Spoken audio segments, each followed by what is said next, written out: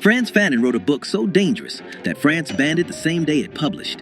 While dying of leukemia in 1961, this black psychiatrist created something that turned college students into revolutionaries, got smuggled across borders and hollowed out Bibles, and made the CIA put him on a watch list. He raced against death to finish one final message to the colonized world. Your chains are in your mind. Violence will set you free, and your oppressors are more terrified of you than you've ever been of them. 3 months later, he was dead. His book is still igniting revolutions. What made one man's ideas worth killing?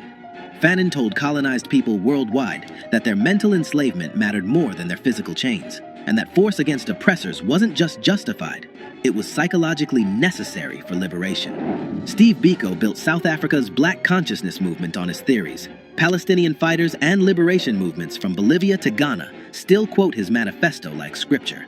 They couldn't kill his ideas, and by the end of this video, you'll understand exactly why empires still fear a dead man's words. But to understand why those words detonated across the world, you need to see where the explosion started. July 1925, Fort de France, Martinique. Frantz Fanon was born into a middle-class black family on a Caribbean island that looked like paradise, but functioned as a psychological prison. His parents scraped together money to send him to Lycée Victor Schellcher, the island's elite school. But what happened in those classrooms was calculated violence. Every morning, black children stood and recited our ancestors, the Gauls, memorizing French kings and European battles, while their actual ancestors lay in unmarked graves on sugar plantations. When young Fanon spoke Creole French, teachers scolded him for not using proper French. Speak Creole? Primitive. Mention African history? Ignorant. Only French mattered. French language, French heroes, French culture. One teacher refused to participate in this erasure. Aimé Césaire had just created the Negritude movement, teaching that black identity was power, not shame. He planted seeds in Fanon's mind about pride and resistance, but seeds need fire to grow. 1940, Vichy fascists seized control of Martinique after France fell to Hitler. Suddenly, French racism wasn't polite anymore. It became official policy. Fanon, 15 years old, watched the mask slip off. The civilized colonizers revealed themselves as brutal oppressors who had always been there, just hidden behind promises of equality. Fanon was 15 when he watched French civilization reveal its true face. 2 years later, he volunteered to die for it. At 17, Frantz Fanon joined the Free French Army in 1943, believing he was fighting for liberty and human dignity. He fought in the forests of Alsace, took shrapnel near Montbéliard, earned the Croix de Guerre for courage under fire. French officers pinned medals on his chest, then barred him from their mess halls because of his skin color. When Germany finally surrendered, Charles de Gaulle ordered every black soldier removed from formations entering German territory. France's victory parade couldn't have black faces visible in the photographs. The men who bled for France had to watch from the sidelines as white soldiers took credit for their sacrifice. Fanon wrote his brother Joby from Europe, "I've been deceived, and I am paying for my mistakes. I'm sick of it all." That letter marked the death of one Frantz Fanon and the birth of another, a man who would spend his life diagnosing and destroying the psychological machinery of white supremacy. Before we continue with how Fanon transformed his rage into the most feared revolutionary text of the 20th century, if you believe these stories of black intellectuals who terrified empires need to be heard, subscribe to Black Stories Untold. We're exposing the thinkers they tried to silence and the truths they spent millions covering up. Now, back to the video. 1947. Fanon entered medical school at the University of Lyon to study psychiatry. In Lyon's hospitals, he treated North African immigrant workers, Algerian men suffering psychological breakdowns that French doctors diagnosed as proof of racial inferiority. Colonial psychiatrist Antoine Perrault published papers claiming Algerians had underdeveloped frontal lobes and were mentally primitive, medical degrees used to justify oppression. Fanon recognized what others refused to see. These men suffered from the trauma of racism itself. Society was sick, but doctors blamed the victims. He wrote his doctoral thesis laying out exactly how colonialism manufactured mental illness, how white supremacy functioned as psychological warfare. His committee rejected it, as too radical. So in 1952, Fanon published Black Skin, White Masks himself. The book exposed colonialism's deepest weapon, forcing black people to see themselves through white eyes, split between two identities, never fully either one. Fanon watched it happen every day in his clinic. Black men staring in mirrors and seeing monsters. Algerian women scrubbing their skin raw, trying to lighten it. Patients who'd abandoned their birth names, their mother tongues, their entire identities, all for a chance at being treated human. But Fanon went further. He argued that liberation required recognizing this psychological split and refusing to perform for white approval anymore. Political revolution had to begin with mental decolonization, reclaiming the right to define yourself on your own terms. In Caribbean villages, people passed copies hidden in Bible covers. In African townships, students gathered in secret to read passages aloud. Why? Because Fanon said what no one else dared. The hate you feel when you look in the mirror, that's not yours. It was planted there. You're not sick. The system is sick. And you don't need anyone's permission to be free. That book exposed colonialism's playbook. But Fanon wasn't satisfied just writing about the disease. In 1953, he walked straight into its heart. November 1953. Frantz Fanon arrived in Algeria as head psychiatrist at Blida-Joinville Psychiatric Hospital. The moment he stepped off the boat, he entered a nightmare. French colonists lived in stone houses with electricity and running water. Algerians lived in what Fanon described as a town on its knees, wallowing in mire. No lights, no infrastructure, systematic starvation. At Blida-Joinville, Fanon revolutionized psychiatric treatment. He created cafe meetings where Algerian patients discussed their lives in Arabic instead of French.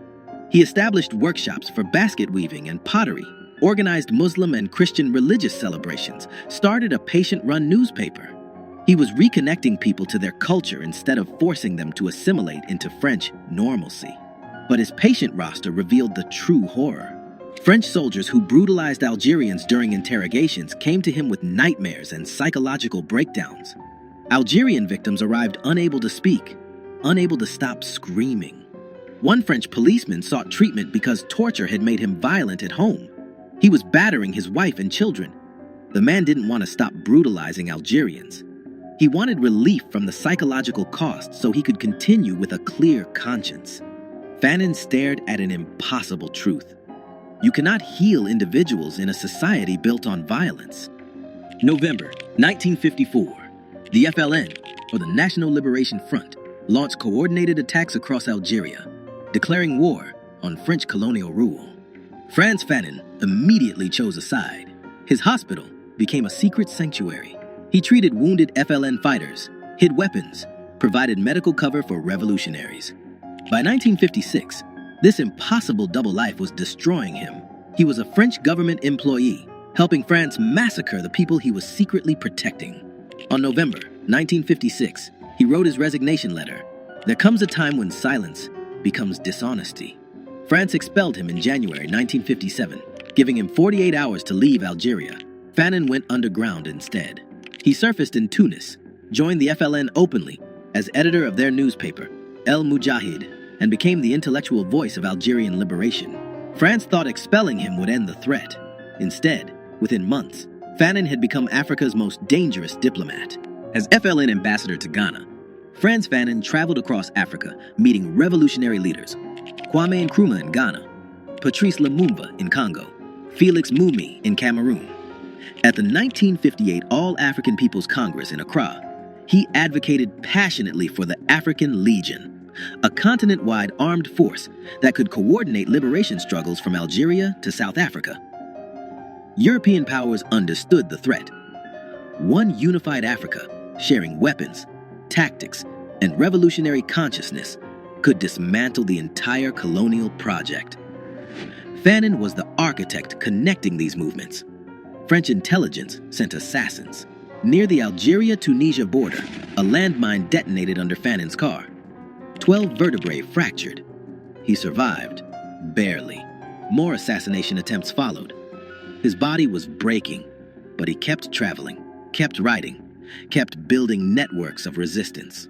Then in December 1960, Doctors diagnosed leukemia, months to live. Fanon's response? Race death itself, by dictating the most dangerous book ever written about colonialism. March through May 1961, Frantz Fanon lay in a Tunis hospital bed, dying, while his wife Josie sat beside him with pen and paper. For 3 months, through waves of pain, he dictated The Wretched of the Earth. Josie wrote frantically, capturing every word before the disease could silence him forever. The book opened with a declaration that made governments ban it immediately. Decolonization is always a violent phenomenon. Fanon explained that colonialism was born through force and maintained through force. Therefore, only force could destroy it. The colonizer spoke only one language: force. His most controversial argument came next. Violence had therapeutic value for the colonized. Fighting back didn't just win political freedom, it restored psychological humanity. Violence is a cleansing force that frees the native from his inferiority complex and restores his self-respect. The oppressed needed to fight not for revenge, but for rebirth. Jean-Paul Sartre wrote a preface that turned controversial into explosive. He told white European readers, to shoot down a European is to kill 2 birds with 1 stone, to destroy an oppressor and the man he oppresses at the same time. France banned the book the day it published. They smuggled it anyway, in hollowed books, in suitcases with false bottoms, passed hand to hand across Africa, Latin America, the Caribbean, and into American ghettos where the Black Panther Party would make it required reading. Frantz Fanon's leukemia accelerated. He flew to Rome for one final meeting with Sartre, then accepted a CIA offer for treatment in the United States. He traveled under the name Ibrahim Omar Fanon. What happened next remains disputed. By the time Fanon received proper treatment at a Maryland hospital, it was too late. Double pneumonia set in. Some historians argue bureaucratic delays killed him. Others suggest the CIA calculated that a dead Fanon posed less threat than a living revolutionary icon who might survive to inspire more uprisings. December 6, 1961, Frantz Fanon died at 36, 7 months before Algeria won independence. He never walked free streets in a liberated Algiers, but his words were already spreading like a virus through every colonized nation on Earth. The Black Panther Party made The Wretched of the Earth required reading for all members. Bobby Seale handed Huey Newton a copy at one of their first meetings. Frantz Fanon's analysis of police as occupying forces became the intellectual foundation of their 10-point program. When Panthers organized armed patrols monitoring police in Oakland, they were applying Fanon's theory that colonized people must meet violence with organized counter-violence. In South Africa, Steve Biko used Fanon's psychology of liberation to create the Black consciousness movement. Biko taught that before you fight apartheid in the streets, you must kill it in your mind. Pure Fanon. Palestinian resistance movements treated his analysis of settler colonialism as a strategic manual. From Bolivia to Iran to Sri Lanka, liberation fighters discovered that Fanon had diagnosed their reality decades before they lived it. France still struggles with Fanon because he forces them to confront the torture, the massacres, the psychological warfare they disguised as civilization. American institutions fear him because his colonial analysis maps directly onto police brutality and systemic racism. When Ferguson erupted in 2014, protesters carried signs quoting a man who died in 1961. Critics argue universities sanitize Fanon, teach him as historical curiosity instead of living critique, strip away the call to arms that made him dangerous. But read him in prisons, at protests, in occupied territories, and his words still explode. The conditions he described haven't vanished. They've just rebranded. Frantz Fanon never commanded troops or held office. He weaponized consciousness instead. Empires killed him at 36, but killing the man didn't kill the ideas. Every banned book spawned 1,000 smuggled copies. Every attempt to erase him carved his words deeper into history. His family paid the price. Josie Fanon carried his legacy through Algeria's messy independence, battled depression and alcoholism for 28 years, then died by self-destruction in 1989. But their children keep his foundation alive. Daughter Mireille runs the Frantz Fanon Foundation. Son Olivier leads the Frantz Fanon National Association. Fanon taught one lesson that still terrifies power. You don't need permission to be human. You don't need approval to be free. You have every right to take back what was stolen. And if they won't surrender it peacefully, take it by force. The most dangerous black philosopher who ever lived. Dangerous because he loved oppressed people enough to tell them the truth. That truth still detonates in minds worldwide, teaching that liberation begins when you stop asking and start taking. If this story opened your eyes to the intellectual they tried to erase, subscribe to Black Stories Untold. Like this video, share it, and comment which dangerous truth teller we should cover next. Because they can kill the revolutionary, but they can't kill the revolution.